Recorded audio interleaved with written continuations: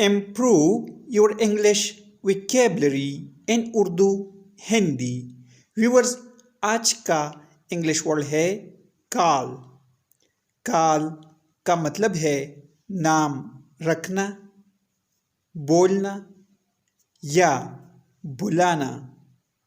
आइए इस वर्ड को सेंटेंसेस में इस्तेमाल करते हैं। Don't call me again. Don't call me again. मुझे दोबारा कॉल मत करना। Please call him quickly. Quickly means जल्दी से, जल्दी। प्लीज़ उसे जल्दी से कॉल करें। Please call him quickly.